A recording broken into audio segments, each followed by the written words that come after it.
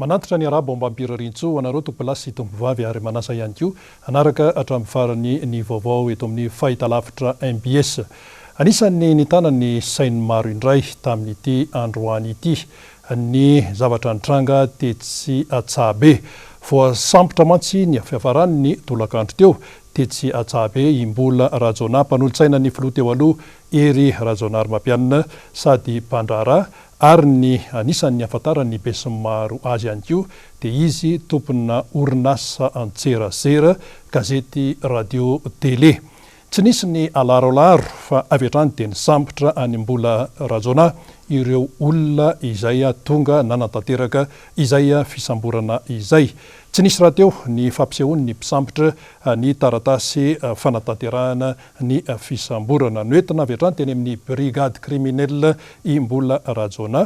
Hoarahantsika ny fanazavana ny momba ny tsara ho fantatra momba an'izay hoentin'ny mpisolo vava azy izay vao io ariva io no nanatanterahany an'izay resaka tamin'ny mpanao gazety izay. Mino fa efa fantatritsika tsikelikely ihany vaovao androany ariva tokony tamin'ny 4 dia nisy olona maromaro mitondra basy misarotava nanemitra ny fiarakodiana Andriamatombola Rajona teo amin'ny parking akaikin'ny tonel Ambanidia. Araka ny filazana Andriamatombola Rajona tamiko noho ny aveo dia noheveriny fa olona hanao kidnapping ireo olona izay nanemitra ny fiaran'ireo dia tsy nivoaka tao anaty fiara izy fa saika hiala teo amin'ilay toerana dia nisy fiara any polisy nijanona nanakana n'io fiara io rehefa aveo dia nangataka moa ny Andriamatombola Rajona hoe aiza ny taratasy maha-polisy andretolo reto dia avy hatrany dia mivakiany zareo ny fitaratry ny fiara izay nentina Andriamatombola Rajona. Rehefa vita izay dia nentina tetỳ amin'ny brigade criminelle Andriamatombola Rajona dia nosavaina tanteraka ny fiara izay nentiny foy minutieuse izy ny vazaha nosavaina trany anaty malina trany anatin'ny boîte à gants sy ny tany ambany seza rehetra tany. Tsy nahitana na inona na inona tany anatin'ny fiara rehefa nanao fisavana ireo olona izay nanao ny fisavana. Nosavana ihany koa ny tenany tsy nisy zavatra hita ihany koa tany aminy. Nosavaina ihany koa ny sakosy izay nentiny dia sahala amteo ihany tsy misy zavatra tsy ara-dalàna na zavatra ataontsika hoe hafahafa tany anatin'ny sakosy. Rehefa vita izay dia nentina niditra tao amin'ny birao ny brigade criminelle ny tenany dia nasiana nanao inventaire ny entana izay sy ny antota taratasy sy ny vola izay tany anatin'ny sakosiny dia nalain'ny manam-pahefana moa zany io sakosy io rehefa aveo fa tsy navela nomena ny avocat izay ny tenako nanaraka azy teo. Sahala amin'izay ihany koa ny chauffeur izay nitondra an'ilay fiara nosavaina dia rehefa vita izay dia nampidirina garde à vue Andriamatombola Rajona sy io chauffeur io. Ary amin'izao tsika miteny izao ataontsika adiny 3 teoriana tsy mbola misy mihitsy taratasy naseho ny polisy mijustifie an'ilay fisamborana na mijustifie an'ilay fisavana izay natao fa araka ny nambara teo dia baiko avy any amin'ny faratampony. Tsy fantatro moa aiza ilay faratampony tianjareo tenenina fa baiko avy any amin'ny faratampony no nanaovana an'izao fisamborana sy fisavana izao. Ny zavatra tiako hotsipihana dia misy tsy fanarahan-dalàna ngeza be ao anatin'ity opération izay natao androany ity. Ny voalohany dia izao izay filazana fa hoe baiko no anaovana fisamborana.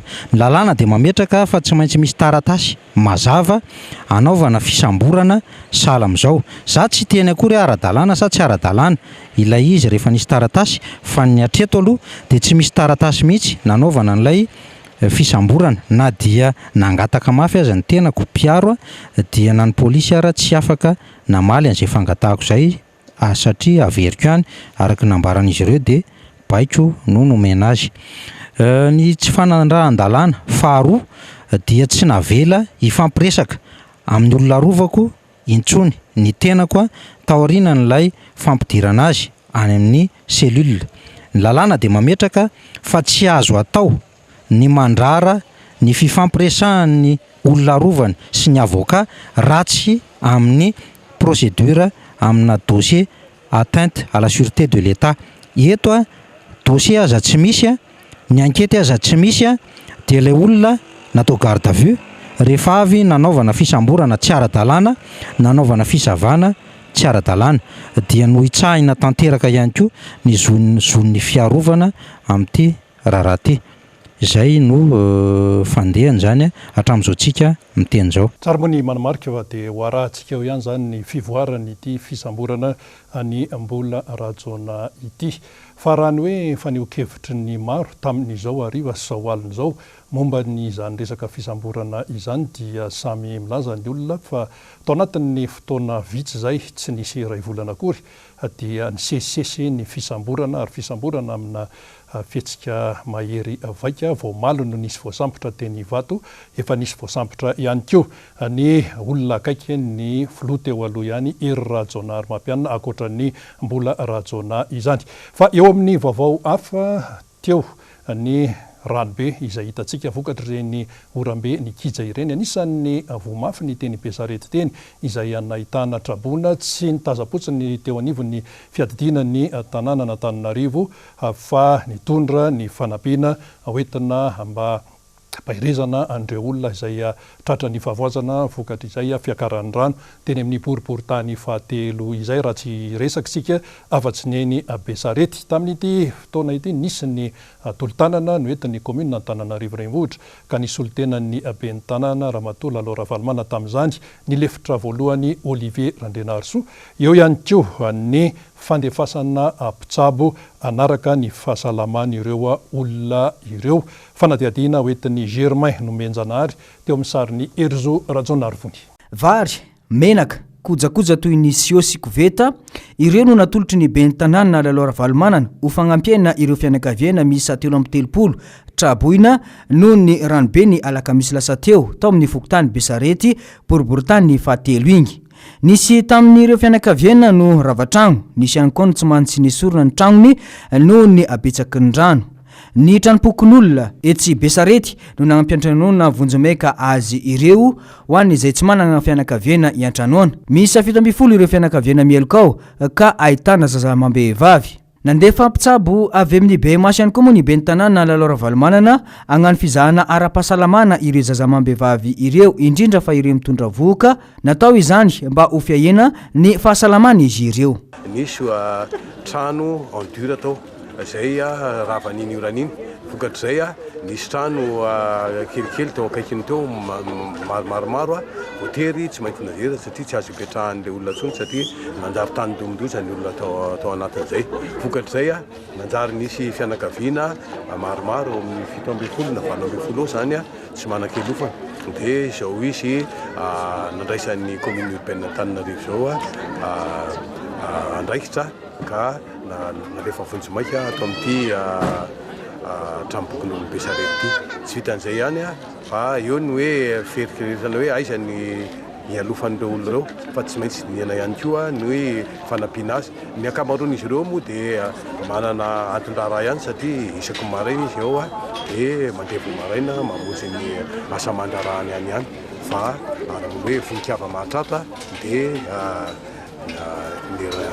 niraka anay aty zao ny ben'ny tanàna Antananarivo amin'ny Lalao Ravalomanana dia mitondra fanampiana ho an'ireto trabon'ireto. Velom-pisaorana ny ben'ny tanàna Lalao Ravalomanana moa ireto fianakaviana ireto izay fantatra fa miisa 70 na azo fagnampiana ireto. Nambaran'izy ireo fa zava-dehibe ny fandraisana tagnana tahaka izao, indrindra fa ny fiahina ny tontolon'ny sosialy. Misaotra indrindra ny ben'ny tanàna Ramatoa Lalao Ravalomanana zany izay amin'izao fanampiana nataonana izao, ary misaotra amin'ilay namako satria tonga soamatsara ty aminay ny hafatra an'izany, izay misaotra indrindra koa.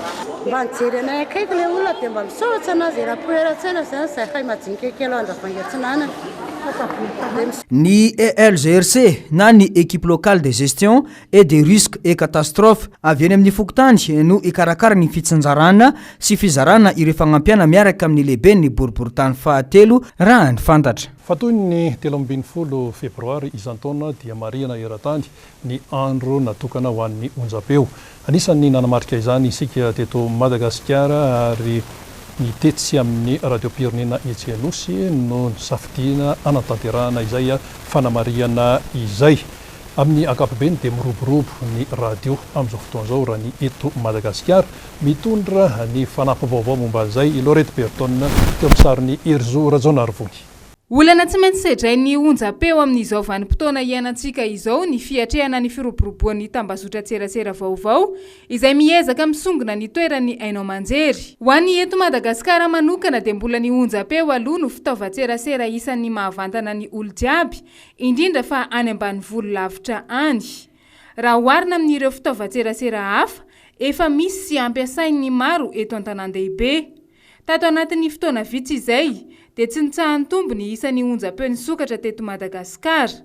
Manana ny anjara toerana lehibe eo amin'ny fanabeazana sy famolavolana ny toe-tsain'ny olom-pirenena, eo amin'ny lafiny rehetra ny fandaharana ampitain'ireny onjam-peo tsirairay avy ireny. Tokony ho tazonina hatrany ilay adidy manabe sy mampita fahalalana ho an'ny rehetra izay adidy ny onjam-peo. Ny radio mbola manana toerany foana raha ny tena marina eo amin'ny sehatry ny tontolon'ny ny aina manjery raha eto Madagasikara. Tafiditra ao anatin'ilay antsoina hoe média classique mantsy ny télé sy ny radio, fa ny tena défi ngeza be izay olana hatrehan'ireo média classique ireo dia nouveau média tafiditra ao zany ny Facebook sy ny réseaux sociaux isan-karazany sy ny internet.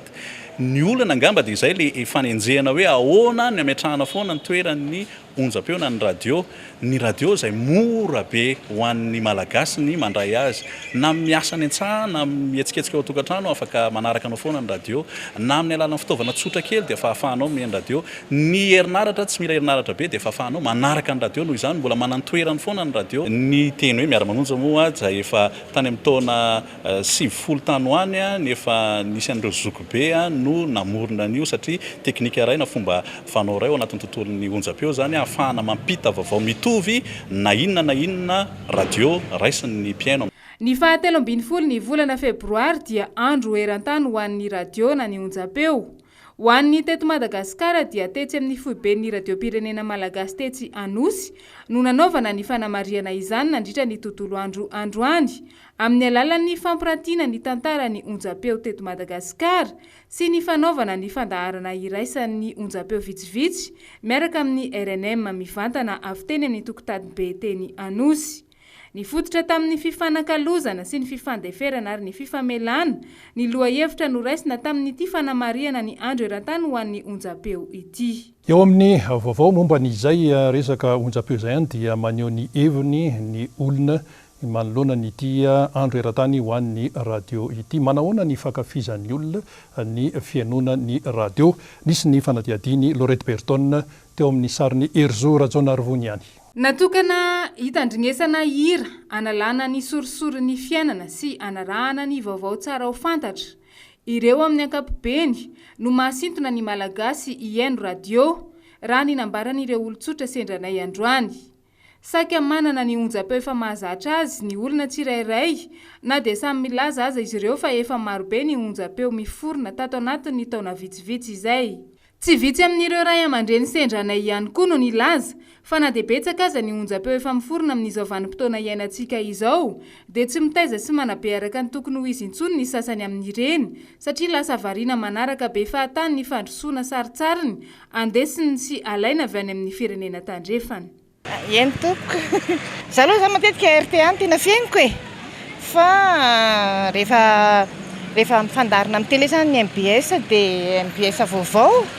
Ny akabiazany aloha manabe dia manoronoro hevitra, manampy amin'ny ohatrany raha misy eritreritra zany, raha misy ohatrany hoe tahetan'ny olona zany hoe angatahana amin'le mitelefôniny e. Dia misy manoro hevitra ny sasany moa, misy manampy arak'izay teneninao izay. Mazoto be ny olona zany mihaino radio e. Fa tsy dia hoe resaka le politika ihany fa misy koa zany ny olona ohatrany hoe mihaino an'ilay torohevitra mahasoa amin'ilay radio e. Mihaino koa ianao zany indraindray hoe mba mihaino radio hafa. Ohatrany hoe reny Fidèle Razarapery reny, mihaino ABC, lefa makafaka nataon'ilay Arifide Ramanandray be ohatr'izay. Teny fiainana tompoko. Satria ny radio teny fiainana no mitory an'i Jesoa Kristy, mitory ny filazantsara an'i Jesoa Kristy. raha tsy radio évangélika ihany no tena mitazona ny fanabeazana zato isan-jato ny ara-nofo na ara-tsaina indrindraindrindra ny ara-panatopoka. Meny radio meny ihany raha fa ohatra anina ka raha fa amin'ny alina aho mba meny ilaina ny radio ny aloha vaovao no tenoko azy zay dia momba ny tantara.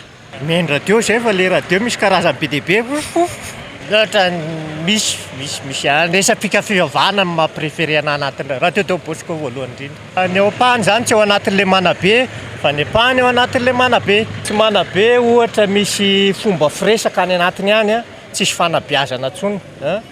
Izy zany tsy haiko ny mitantara azy hoe zao fa arakaraky ny fenonao le izy no mahatonga le hoe tsisy fanabeazana intsony ao anatiny. Fa rehefa mahay miaino anao dia mahafantatra hoe tsy fanabeazana zany.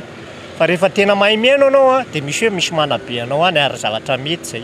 Miaino any satria reo zany misy zavatra te ilako amin'ny fiainako mihitsy reo. Manoro lalakom-bako, mananatra tsara. Zany izao fandrevapolo taona tena zaoko za olona sportiste ratolika.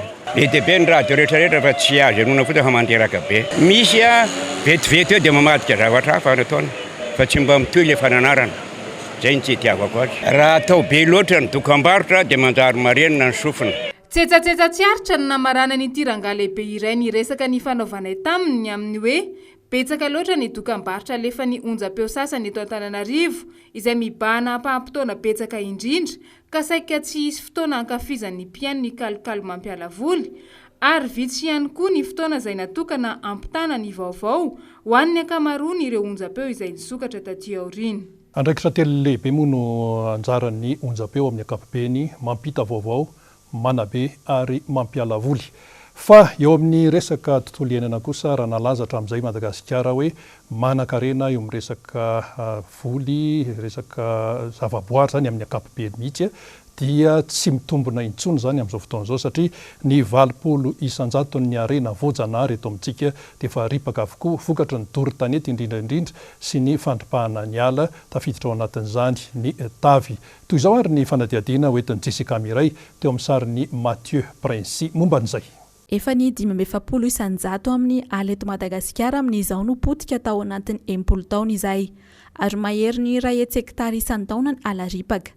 I Madagasikara nefa hatramin'izay dia voalaza fa manan-karena eo amin'ny tontolon'ny arena voajanahary ary ny 20 isan-jato amin'izany arena voajanahary izany dia tsy fahita fa tsy eto Madagasikara avokoa na endémique toa ny biby mangatsiadra na ny reptile fa ao ihany koa ilay vorona antsoina hoe fiandry vodi-tatatra fotsy izay efa manomboka lany tamingana amin'izao. Raha miresaka arena voajanahary izay zany dia Madagasikara anisany miavaka manerana izao tontolo izao mandrosy azy zany izay zavatra izay satria efa ela atao hoe taonjato maromaro zany amanarivo taona zany ny efa nisaraka tamin'ny Afrika Madagasikara dia nivoatra tsikelikely zany ireo zava-mananaina biby zava-maniry taty amintsika teto Madagasikara dia miavaka tsy nitovy amin'ny tany Afrika sy ny tany Eropa intsony. Dia izay zany ny anisan'ny hoe mampiavaka azy amin'izao fotoana izao ny ankapobeny zany misy 20 isan-jato ny zava-mananaina amin'ny ankapobeny zany dia tsy misy fa tsy eto amintsika Madagasikara. Mbola tsy hita zany mbola betsaka ao ny biby mangatsidrana ny reptile sy ny amphibia mbola betsaka zany ny tsy fantatra. Ao koa zany ny resaka le biby kely alaala madinika ireny mbola betsaka tena fikarohana zany mbola mahita foana mampiavaka Madagasikara. Ohatra zany le atao fiandry vodi-tatatra fotsy eron crabe blanc zany ny amin'ny teny frantsay. Efa notanterina teto amin'ny fampahalalam-baovao teto amin'ny MBS hatrany fa ny famotehana ny faritra mando na ny zone humide dia misy fiantraikany goavana amin'ny zava-mananaina fa anisan'ny fahavalo ho an'ny arena voajanahary eto amintsika ihany koa ny afo. Ala mahery ny 100 hektara isan-taona no simba sy levon'ny afo. Isan'ny anankiray ngeza be ihany koa zany hoe eo koa zany ny afo. Malaza Madagasikara zany ny faritra Alatsinanana Tsolana olany azy ny Alatsinanana zany efa tena kely dia kely sisa tavela. Ao anatin'izay fahandorana izay zany dia be dia be zavatra may zava-maniry izay mety tsy verina intsony angamba rehefa tena tsy voafitra tao anatin'ny fotoana eritreretana azy misy tena tsy hotantsika intsony zany zay zavatra io. Ho fiarovana ny tontolo iainana sy ny harena voajanahary dia efa misy amin'izao ny fikambanana manangana sy manitatra valan-javaboary sy faritra voaharo. Valan-javaboary amin'ny kilasy 5. Izany hoe ny kilasy voalohany hatramin'ny 4 dia ny harena voajanahary fotsiny no arovana, fa ny 5 sy ny 9 kosa arovana hatramin'ny olona tafiditra ao anatin'ilay vala. Efa nanomboka ny taona 2024 no nisiany ity tetikasa fananganana valan-javaboary ity, toy ny faritra arovana ao Mahavavy Kinikony sy ny faritra arovana ao Torotoro Fotsy. Eo amin'ny vaovao ny fahasalamana kosa mahatratra 320 hatramin'izao ny zaza matin'ny kitrotro raha ny eo amin'ny distrikan'ny Sambava no resahana.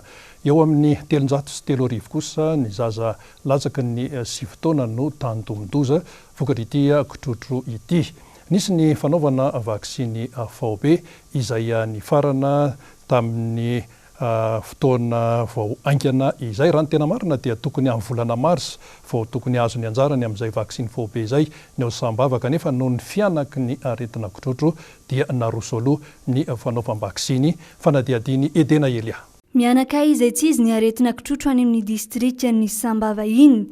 Lasibatra tao anatin'izany ilay fokotany antsoina hoe Andrafitokana 4 kilometatra miala Amboango Be, tafakatra 320 ireo zaza latsaky ny 7 taona maty n'ity aretina ity any an-toerana ary manodidina ny 303 ireo tandindomondoza amin'izao. Naroso araka izany ny fanaovam-baksiny VB ho an'ity distrika ity noho ny firongatrio aretina io izay efa nalavy ny akamaroan'ny zaza any an-toerana. Nanomboka ny alakamisy 7 febroary teo ka ny farana anio 13 febroary ity fanaovam-baksiny manokana ho azy ireo ity. Raha ny tokony ho izy mantsy dia mbola amin'ny volana martsa no anjarany distrikan'ny Sambava satria mbola mikatso ao Ambilobe ireo fanafody hatramin'izao noho ny aratsiany lalana any an-toerana. Tamin'ny fotoana nampirongatra ity aretina ity tany an-toerana dia mahatratra 4 ny zaza indray maty ao anatin'ny iray andro ary mahatratra 20 eo ireo zaza voan'ny kitrotro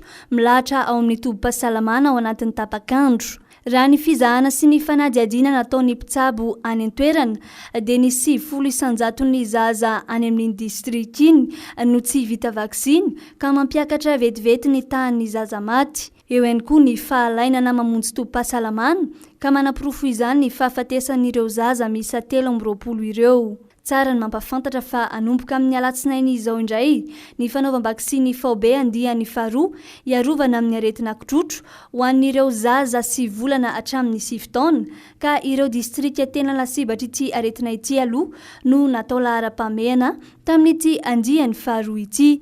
Isan'izany ny distrika nantsiranana voalohany sy faharoa Ambanja, Ambilobe, Nosibe, Ambohimasoa, Ikalamavony, Ifanadina, Mahabo, Ambatoboeny, Peroro, Ankazoabo Atsimo, Morombe, Sakara, Toliara faharoa, Penenitra, Betioky, Ampany, Bekily, Pelo, Tsiombe ary Ambovombe Androy.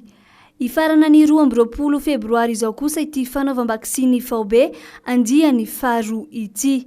Eo amin'ny trangam-piarahamonina kosa tovolahy vao eritreriny vao 20 taona monja no natelan'ny rano androany io arivariva io tetsy amin'ny ranony Ikopa malona ny diginy Anosizato. Fanao ny tovolahy matetika ny milomano rehefa mafana ny andro kanefa tamin'ity androany ity dia ny tranga ny patsa iray tsy omby vava.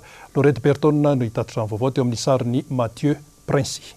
Avy nanao fanazarantena rugby ity tovolahy iray vao eritreriny ity ny folakandro teo ary dia niaraka tamin'ny namany namonjy ny renirano iseky satria mafana loatra ny andro. Efa fanaon'ireto tanora matetika moa ny miseky eny amin'ity renirano Ikopa ity rehefa mafana ny andro. Tampoka teo anefa rehefa nilomano elaela izy ireo dia niantso vonjy tampoka ny namany fa hoe nilentika ity tovolahy izay marihana fa izy no zokiny indrindra tamin'ireo.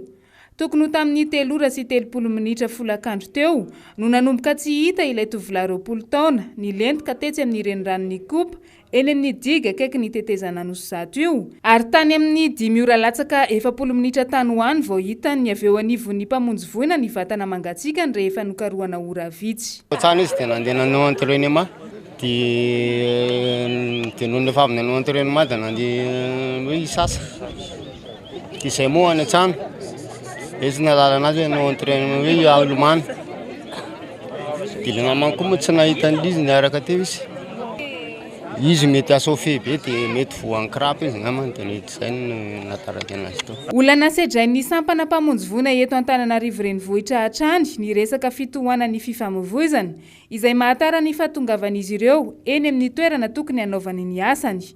Fa eo ihany koa ny fahataran'ny antso vonjy tonga eny amin'izy ireo ka mahatonga azy ireo ihany koa ho tara. Tazana teny an-toerana nisehon'ny ity loza ity ihany koa ny avy eo anivo ny mpitandro ny filaminana. Mipetraka eny amin'ny fokontany Anosizato Atsinanana ity zazalahy 20 taona maty andrano ity ary mpanao rugby teny Anosibe efa tonga teny ny fianakaviana naka ny nofo mangatsikany. Ilaina andrano moa ny fitandremana mba tsy hitrangan'ny toe-javatra mampalahelo tahaka an'ireny. Fa tany Mahajanga kosa dia tovolahy anankiray no tratran'ny olona ary saika niaran'ny fitsaram-bahoaka fantatra fa nangalatra poketra izany tovolahy izany. So ihany fa nalaky tonga ny polisy niaro azy fa ratsy izany dia zavatra fa no ny tranga Germain no Menjanahary no mitatitra ny vaovao teo amin'ny sarin'ny Erzo Rajaonarivony. Ny trangana fitsaram-bahoaka indray ny tao amin'ny renivohitry ny faritra Boeny tao amin'ny fokontany ny antsoina hoe tsara rano ambony Mahajanga Omar Tolakandro. Rano vaovao izay voray avy agny an-toerana dia seky angalatra poketra tao agnatina tragno raika ity tovolahy ity no nisy nahatsikahatra raha mbola nandry atoandro ny tompon'ny tragno tamin'io fotoana io ka dia nifanenjehan'olona izay nahita anazy ary dia izy tratra noho ny farany. Tsy naharitra ireo izay nahazo azy io ka dia nidaroka sy namono avy hatrany. Ny zavatra nisy zany nandeha nianatra ny zanako vers 2h moins teo dia rehefa nivoaka ny lakoro izy day dia niverina natorokely za satria mbola hiditra 3h andeha hiasa dia natorokely dia nisy saky teo amin'ny aloha fandrinako teo ty poketra grisy ty teo alohako teo dia heniko nisy olona le zalahy tonga dia nisitona an'le saky dia tonga dia taitra za dia tonga dia niantso mpangalatra za avy teo niantso vonjeo mpangalatra dia nandrodo anazy za izay ny zavatra nisy izy raika foana ny hitako teo dia ty saky ty indray tsy azo koa nafa kaina tsipiny dia misy alakatsaka ao anaty lakoronay dia kay tavela tao anaty alakatsaka tao fa le mpiaramonina aminay ro nasaiko niverina nijery le zavatra tao anaty lakoro rehefa vefa za nanaraka azy. Raha nanontaniana nefa ity tovolahy ity dia nizaka fa manana namana izy io saingy nilefa aby ireo namandreo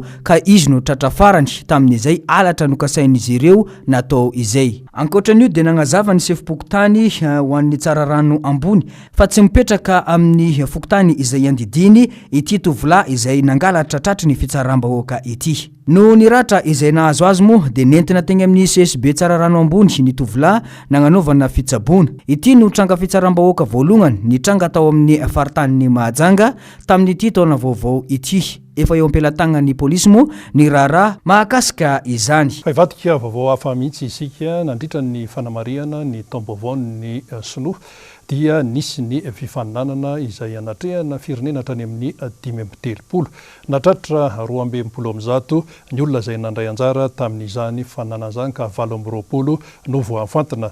Tafiditra tamin'ireo 820 ny fantenandreo Elina GPE tovavy kely vao 12 taona monjy izy teratany malagasy. Taorinany izay fifaninanana izay no nibatany ny larana voalohany maneran-tany teo amin'ny sokajin'ny hira. Tsara ny mampatsiahy fa i Serge GPE moa izay mpanakanto malagasy ihany koa no namolavola an'ity tovavy ity. Fanadihadiny nory fitiavana teo amin'ny sarin'ny Mathieu Princy. Izy no antsoina hoe Lina GPE na Lina Group. Tovavy kely 12 taona teratany malagasy raha toka teratany vahiny ny ray aman-dreniny.